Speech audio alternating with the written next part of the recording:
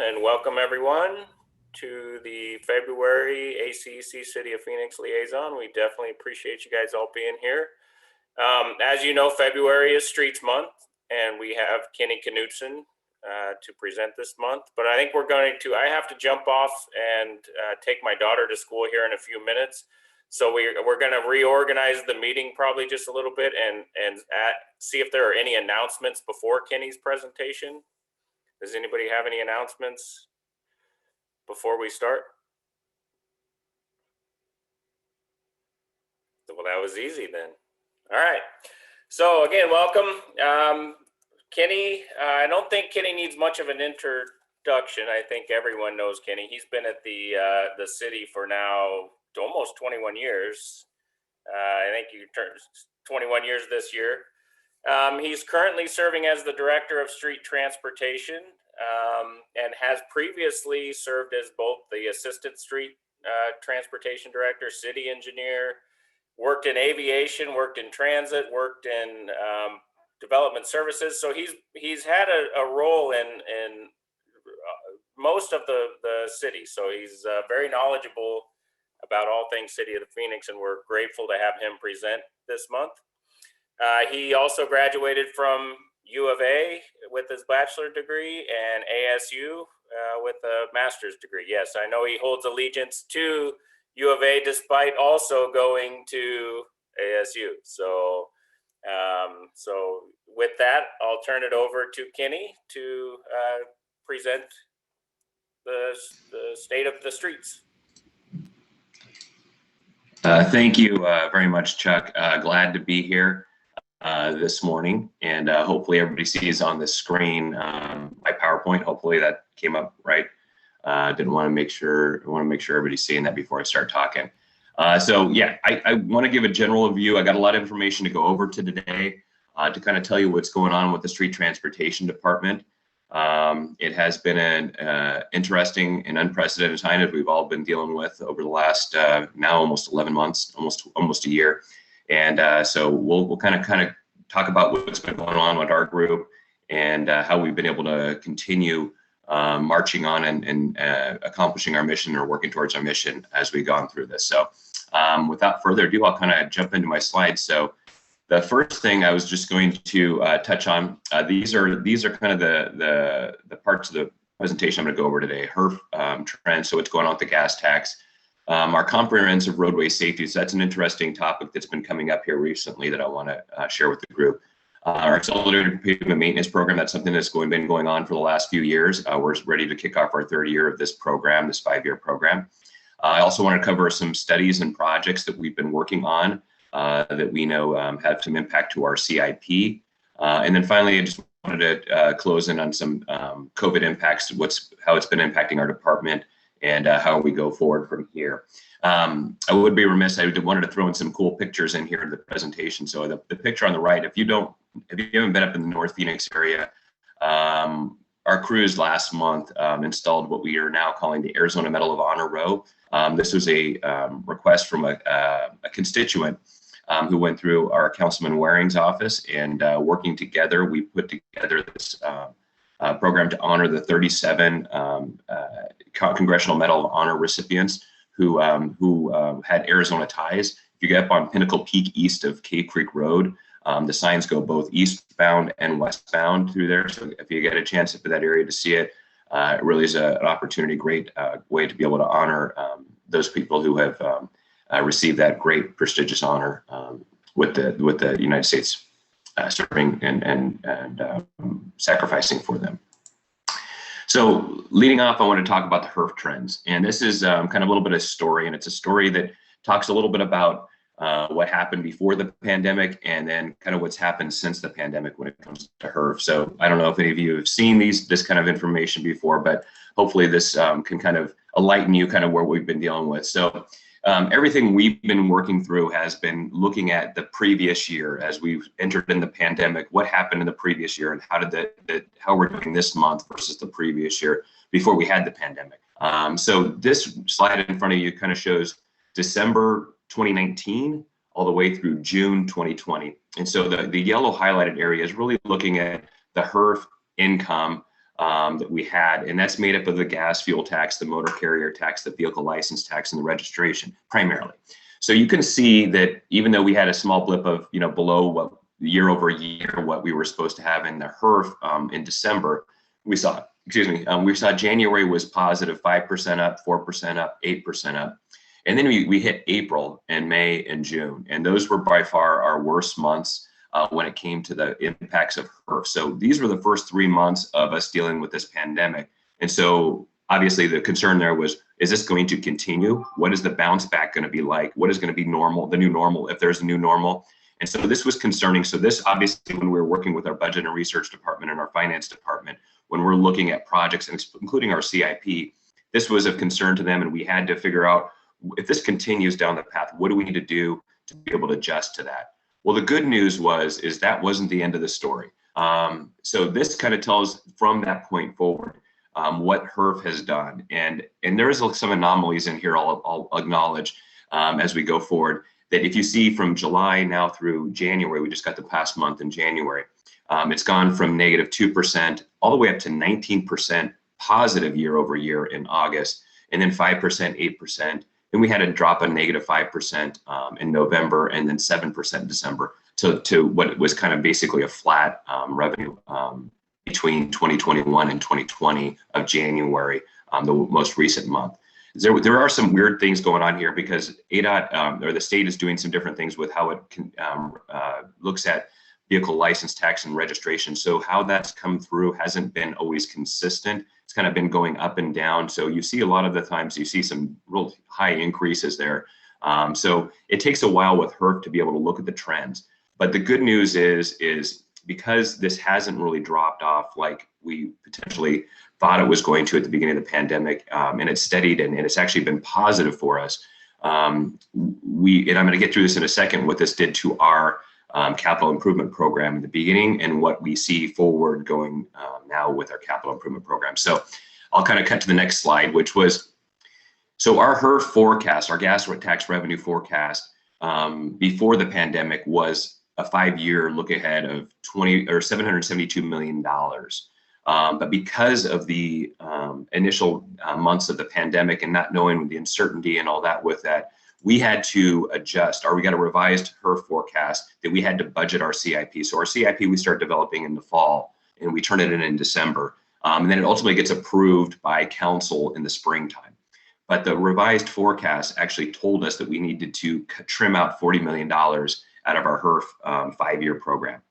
The good news is, though, that we expect probably later this week that we're going to be getting a revised HERF forecast from our budget and research department that will allow us to program some more funding into the current year and also into the next fiscal year, in fiscal year 2022, which begins in July. So I just wanted to cover that we've had to be conservative, but at the same time, we're very optimistic and hopeful about what's happening with the HERF going forward, at least getting us back to where we were normal before the pandemic. So switching from the revenue side, I wanted to go to and talk a little bit about comprehensive roadway safety. So we've been very much focused on, as a department, on pedestrian safety since 2018. You might have seen some of the statistics and numbers that we were one of the highest cities in the country when it came to pedestrian fatalities. In 2018, we had our highest ever in the city of Phoenix. So we had formed an Office of Pedestrian Safety. We have a pedestrian safety coordinator. We put some allocated funding towards be able to do pedestrian safety improvements. Well, when we were talking about this, and more recently, our city council has been very interested in the concept of comprehensive roadway safety, which is basically pedestrian safety plus vehicle safety and bicycle safety. So all things related to safety on roadway. So we had a presentation recently at our council subcommittee, and some of the information I'm going to show you now is what we presented to them. So this is one of the big eye openers here, was that. And if you look at for a 3-year, over the 3-year period, 2017 to 2019, I'll say the reason why 2019 might be our most current year is because the data that comes in on crashes and collisions is all received by the state. The state does their work with it and they publish it out. And usually it's about 12 to 18 months in arrears for the previous year. So if you look here, Phoenix ranked 3rd highest in the country for total fatalities. And that's not just pedestrian fatalities, that's vehicle fatalities and bicycle fatalities as well. So that's where an area of concern for us. So then if you look at another data, which is something we've known for a while, you might be familiar with Maricopa Association of Governments publishes a top 100 list for dangerous intersections or highest crash risk intersections. And of that top 100 list, 70 plus of those intersections are in the city of Phoenix. And so this is over a 5-year period here that you see here.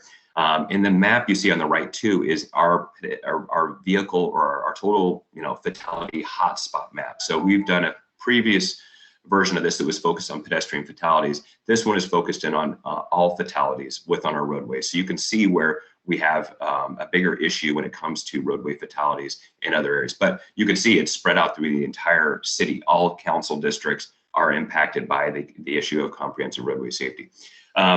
So when we talked to our subcommittee, we got some feedback from them and some direction from them, and we expect to be going to our city council here on March 2nd.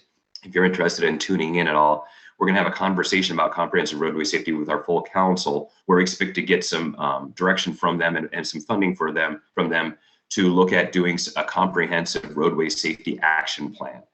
Something we will develop with the community, something that we'll develop with the elected officials and the public and our city management to be able to figure out how we're going to address and what recommendations we'll have to be able to address comprehensive roadway safety across our city. But there's also some funding in there as well to be able to tackle some of the areas that we know already. We've already done studies about projects that we need to do at our most dangerous intersections. And so we'll be asking for money as well to be able to start working on doing those improvements. To put it in perspective, and this is what we told our subcommittee and we're going to tell council, is you could look at an intersection as being at, it could be $1 million to do all the safety improvements that come out of a roadway safety assessment at an intersection. It can be up to $2, maybe $3 million, depending on utility issues and conflicts that may be existing at that intersection. Now, if you multiply that by 70 plus intersections across the city that are on that top 100 list, you're talking about a substantial price tag. And so when we come out of that roadway safety action plan, my expectation is that we'll have, if it gets approved by council, is we'll have a prioritized list of what we want to focus on in Phoenix to be able to make our roadways safer. So that gives us some direction going forward. We're looking forward to that meeting in a couple weeks. Actually, next week, I believe it is. Sorry, we'll get to the next slide here. Then switching gears to accelerated pavement maintenance program. And I know that's not necessarily all the stuff you maybe want to hear about, but the focus of this is, as you all know, is we had a $200 million program, 5-year program to be able to do accelerated pavement maintenance. And it was focused on our major streets. It's T2050 or Transportation 2050 funded. But we are starting the 3rd paving season of that. So in the next week, we're going to be starting paving work again working on that. But we've kind of peaked out because one of the things we did with the first 2 years of this program is we advanced some HERF funds as well on pavement maintenance that we had been dedicated for pavement maintenance to be able to tackle our local and residential streets. But that funding be able to move up with HERF. We've already used that for the mill and overlay project. So there will be a lot less projects going on in our residential streets from a mill and overlay perspective in the next couple of years. In fact, we won't probably be doing mill and overlay projects on our residential streets until 2024. So the accelerated pavement maintenance program will continue on. We might actually finish it in 4 years. But then the question becomes, I know everybody in the call here is, what happens to our CIP after that? And I'll get to that in a little bit here. So one of the concerns, though, I will tell you, and I say this is probably not a City of Phoenix concern, this is a concern for the entire state of Arizona. When we went and did this investment in our pavement, and I'm going to show here real quick, and I'm going to try to explain the graph that hopefully this comes through pretty well.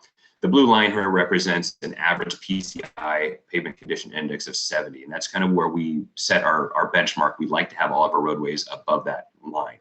So the work we've done with the program so far has gotten us to where we're at right here, this green, where we expect this green dot to be right here in 2024. When the accelerated pavement maintenance program ends, we have kind of 3 options here. If we were to just go back to our funding levels for pavement maintenance before we did this accelerated program, you can see this orange line showing what the PCI will happen, what will happen to the PCI of our roadways over the next 30 years, or 20, 30 years. And if you look at if we increase basically to the same the accelerated pavement maintenance level that we're doing today, that would keep us at this right around PCI 70, and it would actually get us keep us around PCI 70. Of course, if we wanted to go above that, and there's the thought of maybe actually instead of having an average PCI of 70, actually having a minimum PCI of 70. The green would be representing the funding we have to do that.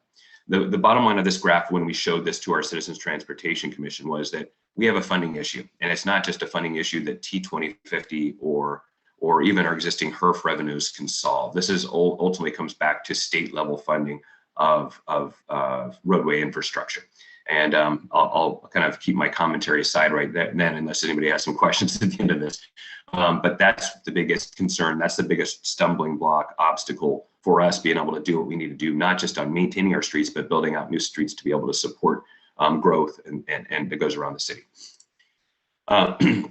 Moving on to cities and projects, which is probably more the area you want to hear about. So I'll talk a little bit about some of these, and hopefully this will be enlightening and maybe spur some questions here as well. So the first one I want to talk about is the big elephant, the $1 billion elephant in the room, which is the Northwest Valley Transportation Project.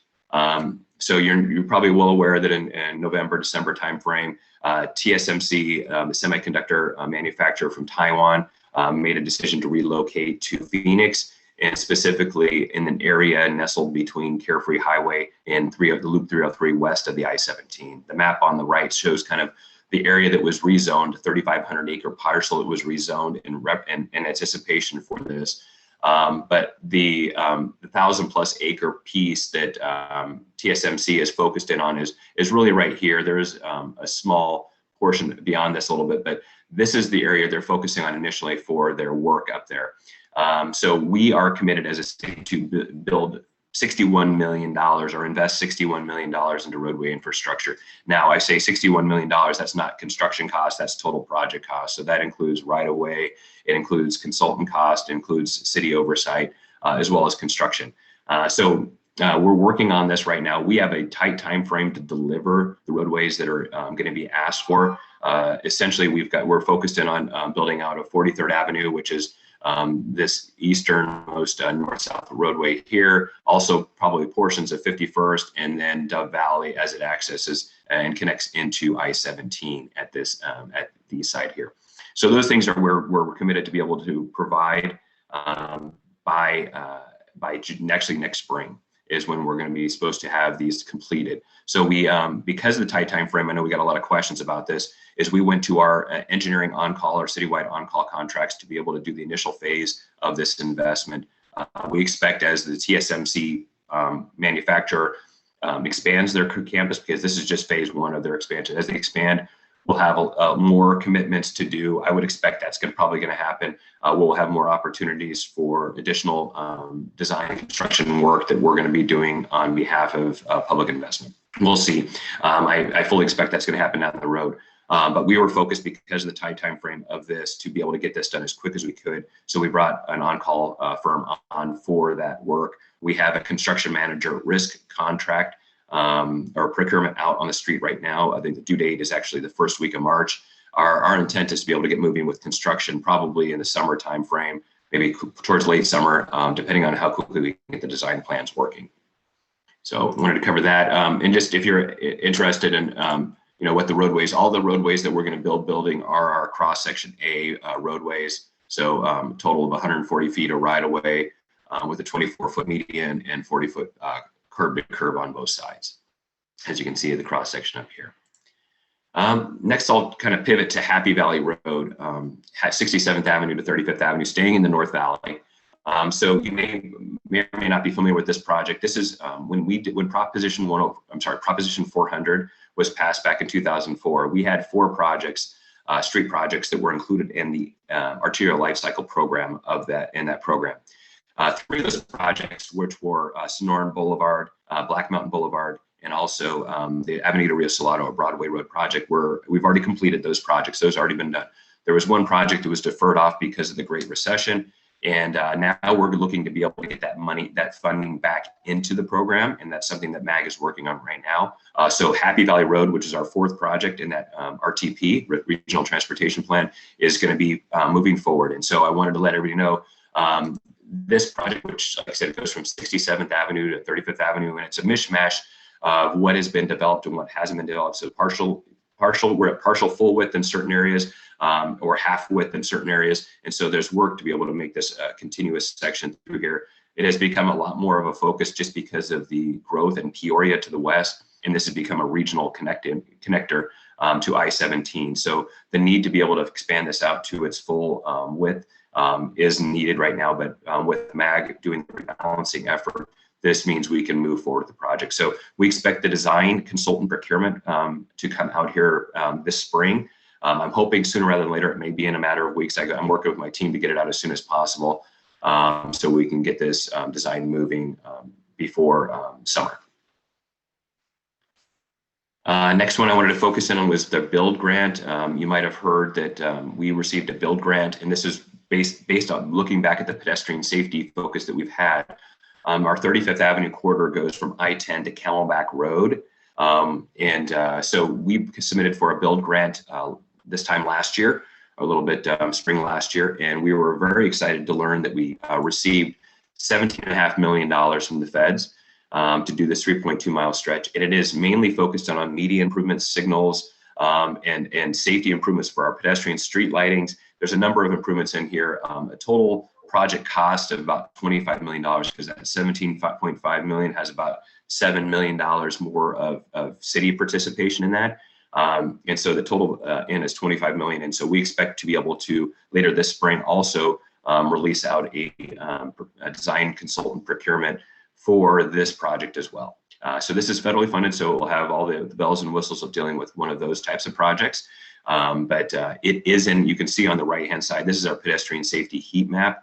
And this is where we have all of our pedestrian fatalities and injuries. And you can see this corridor goes smack dab right through the middle of one of our the hottest of our hot spots when it comes to pedestrian safety. Then I'll go to kind of the looking forward. The Levine Southwest Phoenix Transportation Study. I'm not sure we've talked about this before with you. But this is a study that we worked on with both Maricopa County Department of Transportation and Maricopa Association of Governments. We split funded this study. And the intent of this study was to look at the area in the Southwest Phoenix region and look at what its transportation needs were going forward in the future, especially with the opening of the Congressman Ed Pastor Freeway last December, not this December, past December, but the December before, and understanding that was going to make some changes to the traffic patterns in Southwest Phoenix. And we have continued growth along that corridor, but also along the east-west roadways that are in that area. So I'll kind of show the study area that was looked at. It started out basically 27th Avenue on the east, all the way to the municipal boundaries on the west, which is basically essentially Gila River Indian Community. And then we went to the river on the Salt River on the north side, and then down to Elliott Road. So this study was finalized in December, and we're looking through and evaluating what that study said. As you can imagine, this area, because this was split funded between MCDOT and us, that's something we're going to have to work together with MCDOT on, looking at prioritization of projects that need to be done in here. It really focused in on the major streets, the north, south, and east-west streets in this section of Phoenix, and looking at what these need to be done, what improvements need to be done to these roads to be able to get them to handle the capacity and the growth that's going to happen in this area. And so we're evaluating this. But I will tell you the price tag associated with these improvements, we don't have program funds for. But that's why we have to look through a way of being able to prioritize this, working with MCDOT to see which roadway projects we can potentially move forward. I will tell you the majority of these projects that came out of here are all included in our potential wish list that we've provided to MAG for the extension of Proposition 400. We know not all those projects are going to make it in there, but we know that there's a significant price tag and a significant need for public infrastructure, street infrastructure in this area of Phoenix. And it's not going to be done just by development coming in to be able to handle their half street improvements or whatever it might be. So this is something we're very much focused in on. Especially right now, we're having some conversations with some of the elected officials and some members of the public about Dobbins Road, which is I would say is a little bit controversial, because if you know anything about Dobbins Road, it has a rural character and feel, but there's a lot of growth happening along that corridor as well. So how do you manage and balance capacity improvements with potentially, also maintaining that rural character and feel to the roadway in that area? So the next thing I just wanted to kind of focus in on here was just COVID impacts, and then I'll turn it over for questions. So one thing that has been a big thing about the COVID impacts has been how we're interacting with the public. And I know when I've talked to this group before, you probably heard me talk before, one of my main focus areas is on community engagement. And we faced a big, difficult obstacle when COVID hit.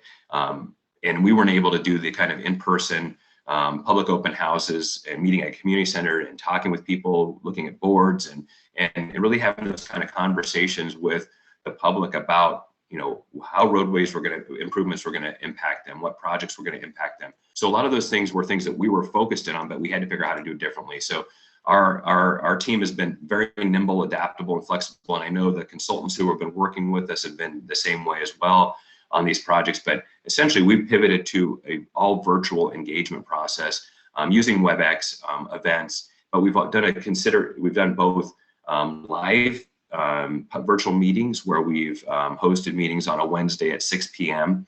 But we record all those as well, and we post them to our webpage so people can actually review and view those if they are not able to make it to the meeting. And then for other meetings where we don't have to necessarily have that live meeting, we've actually pre-recorded segments for people to review, whether it's Wednesday at 6 p.m. or Wednesday at 6 a.m. or Sunday in the morning at 2 in the morning if they've got insomnia. They can go and look at that and be able to provide their feedback on those projects anytime they'd like to over a period of time. So we've used both of those tools to be able to continue to focus in on community engagement. And I'm actually very happy with the type of community engagement we've been able to get. But we were also sensitive to, equity concerns, and knowing that this using technology to be able to solicit feedback does potentially leave some voices out of the engagement process. And that's something we're looking at to see how we address that. But it's more important, I think, when we pivot out of the pandemic and when we get to a point where we potentially can have in-person meetings, how we will look at what meetings we do and potentially in person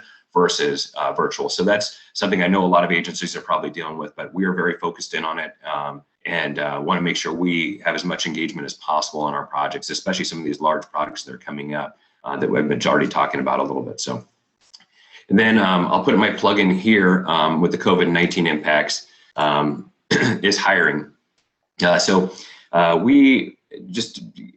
be very point blank and honest with this, is that we have about 720 or so authorized positions in our department. Prior to the pandemic, we had about 95 vacancies. But because of that, not knowing what was going to happen with revenues, we kind of put in a hiring freeze, the city did, to kind of make sure we were being proactive to be able to make sure we could address to what was going to happen, all the things that we didn't know. But because of that freeze and that kind of restriction on hiring, we've actually went from 94 vacancies to up to about 104 plus over 140 vacancies that we have right now. So we are in a hiring boom right now for our department, and we're moving forward. So I will tell you, even though it might, you may not want to hear about it, we'd love to have any young engineers, people you're looking at who are interested in doing public sector work where they're really doing some impacts to really impact doing projects that impact people's lives and are meaningful. And we'd love to have some more talented, engaged and excited engineers to be able to join our team. So I'll put that plug out there. I know it may not sit well because I'm sure everybody else is having kind of the same issues in your firms and hiring people, but that is something that I wanted to focus in on, just make sure that everybody knew that we are hiring, we are moving forward and getting everything going forward. So with that, I think that concludes what I wanted to talk about this morning, but I'll be more than happy to answer any questions. I know one of the questions I had before, I'll take some questions first, but I know one of the questions that got asked was about our CIP and what it looks like going forward with the maintenance. So I'll address that forward after we get a couple of the questions out of the way, if there's any questions.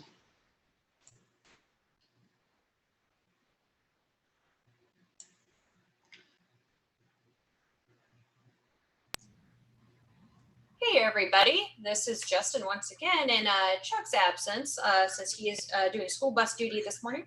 I am watching the chat. At this time, I am not seeing any questions in the chat. So if you do have questions that you would like us to read on your behalf, please go ahead and put those in there. If not, and you would like to ask your own question, by all means, just kindly unmute yourself and ask Kenny your question. While we wait, Kenny, I know that Chuck Christensen shared a question with me that I know you've seen as well. Would it be okay if we went ahead and addressed that while we see if any other questions arise? Yeah. Perfect. So I will just. Yeah, I think. I'm sorry? Go ahead. Oh, I don't want to interrupt you. The group is aware of what the question is, and then we can go from there. Okay. So this comes from Chuck Christensen. I wonder if you'd be able to go into some depth on the future of street CIP. I know there has been a significant amount of maintenance being performed recently in the CIP, which is great and necessary. It has also been suggested that big street projects are not the future of the CIP either. Some insight into what's next for street CIP would be very helpful for the members. Okay, so I'll talk about the biggest project we've got going on right now, the TSMC Support Project. And like I said, I'll be as honest as I can on this, is that project is not going to be funded with HERF gas tax funds. It's not going to be funded with Transportation 2050 funds. When we were approached, that said, hey, we need to commit some public infrastructure to this project. When we were looking at the dollar values attached there, I was like, my annual HERF revenue is about $140 million. I can't dedicate $60 million over the next 2 years to this project. And so I was very, very honest with that. So that project, that's our largest project right now, is not going to be HERF funded. It's not going to be T2050 funding. It's going to be another source of funds the city is going to provide to our department to be able to complete this work. And so that is our biggest project, and it's not being done with a HERF or T2050. And you know, I think the balance of the question is, when you look at the CIP, I mentioned already that we had to trim out $40 million out of our 5-year CIP in the fall. Now, I'm interested when this forecast comes in the next few days, which I'm excited to see it. I know right now I'm going to be able to add some program back in the current year, so between now and June, the end of June. But I will also be able to make some changes for the next fiscal year that starts in July and ends up in June 2022. We do have some projects that are in design right now that we don't have money going to construction. We don't have that funding identified yet. So there's some other projects that we have, you know. We have plenty of needs out there, and we have plenty of people requesting for improvements. I think the question always becomes, you know, where's the funding going to come from? What are we going to be able to manage going forward with that, the amount of money we have available to spend? And our focus, like I said, it has been maintenance for the last, you know, I would say basically 3 or 4 years. And that's a good thing, just because it had fallen off the radar during the recession, and we'd gotten away from that. I think we're going to continue to be a maintenance focused department, but there will be these projects that come in to be able to help us do some other improvements, roadway street improvements, whether it's roadway safety focused. As I mentioned, that's why I wanted to focus on the roadway safety, is because when we do this roadway safety action plan, I expect in 12 to 18 months time, if that's how long it takes us to get that action plan together, we're going to come back with a plan that's going to say, this plan is going to cost this many millions of dollars a year, to be able to allocate funds to be able to start making improvements to our roadway to make them safer. So that's a question that we're going to have to present to our city council, how they want to focus going forward, because that will become real projects, real street improvement projects, safety and forward focus projects. We are also doing bicycle and active transportation projects right now too. So that I would say, you know, if we're talking about, you know, building like a Sonoran Boulevard up there, that's not what we have in the budget right now. But these street improvement projects that we have, like for example, I'll tell you another one. We've got a 3rd and 5th Avenue project from McDowell up to Thomas that we've been working with the Willow community. That isn't attached to construction yet, but we've been working through design on that. So we have additional projects like that we'll be working on design with. but we don't have, the funding we would love to have in the future to be able to tackle these things. And then I'll kind of go into my, my crystal ball here a little bit. Is if you've paid any attention to what's going on legislatively, I've seen a lot of the same activity as I saw last year before the pandemic, which was you see these kind of set-asides that are happening at the state level, or recommendations that are coming in, bills that are funding projects that are essentially ADOT projects or rural-oriented projects that are getting set-asides from the state's general fund. Now, will those get approved and passed? I'm not sure. But there's a recognition at the state level that we don't have enough funding to be able to take care of the public infrastructure needs we need in the state. And what I'm concerned with is, as a state focus on state projects or rural projects, and understanding that the UMAs and the Flagstaffs and the Tucsons and the Mesas and the Phoenixes aren't being able to benefit from those kind of set aside. So we have the public infrastructure issues. We need to be able to do the things we need to do to be able to take care of our existing infrastructure, but also build on our new infrastructure. So, as much as I'd like to be able, I'm always an optimist, but I know we're going to have in our CIP some level of roadway projects and improvement projects, but not to the level that we need to, for example, to tackle that Levine Southwest Phoenix transportation study. I haven't run the numbers on that, the recommendations out of that study, but I guarantee it could eat up my CIP for probably at least 5 to 6 years. And so that's my concern going forward. Is I have a lot of needs out there, and it's trying to balance those needs with the needs of growth and community, but also to take care of what we've got. So I don't think I was probably as direct in answering that question as I could be, because at this point in time, I'm not sure what happens down the road to be able to give us more funding to be able to not just take care of what the assets we've got, but also to build onto them going forward in the future. Thank you, Kenny. I appreciate that very thorough response. Other questions for Kenny?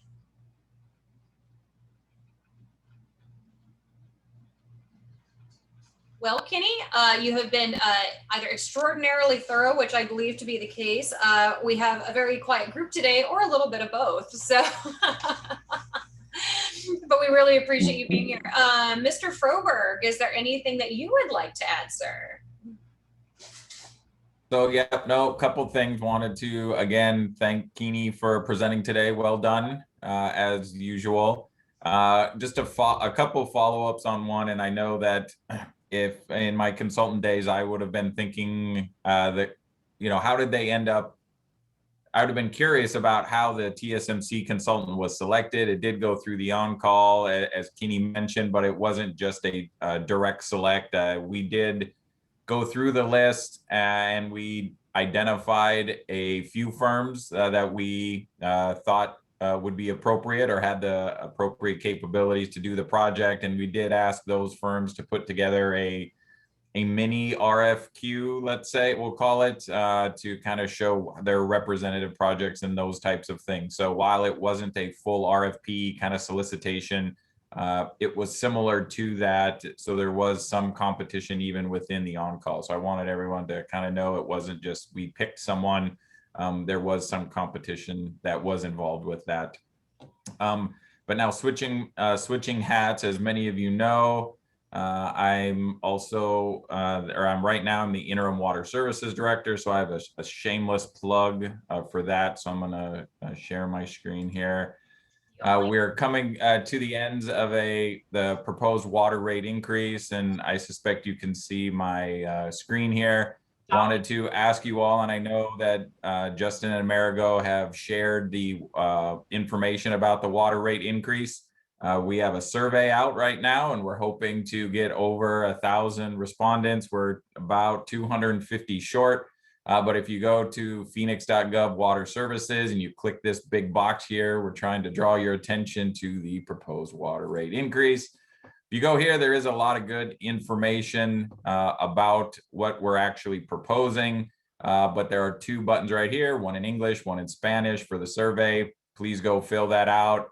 Any other information you need to know, FAQs about what we're doing, the water estimator, you can go in here and put a little bit of information from your water bill, and it'll show you kind of what the proposed change would be from today versus when the rates are implemented. So trying to get over 1,000. So if you guys can go out and make that, fill it out. There's only 9 questions, super simple. Shouldn't take you more than 5 minutes to do it. But that's all that I had today, Justin, just kind of begging for some help on the survey. Well, we will help promote your begging. I will go ahead and send that information out again to our membership in hopes that we can help you get some more responses in there. And I just do want to let this group know that ACEC is supporting Mr. Froberg's efforts with the water rate hike. So I just want to let you know that that backing is certainly there, and that I will be putting out that information again to our membership, encouraging those to please participate in the survey. All right. Well, I guess that about does it for us. I just, on behalf of Chuck Christensen, a reminder that March 30th is our next ACEC City of Phoenix liaison meeting with the Parks Department. So again, thank you everybody for being here today. Thank you, Eric and Kitty, for always being so supportive of our group.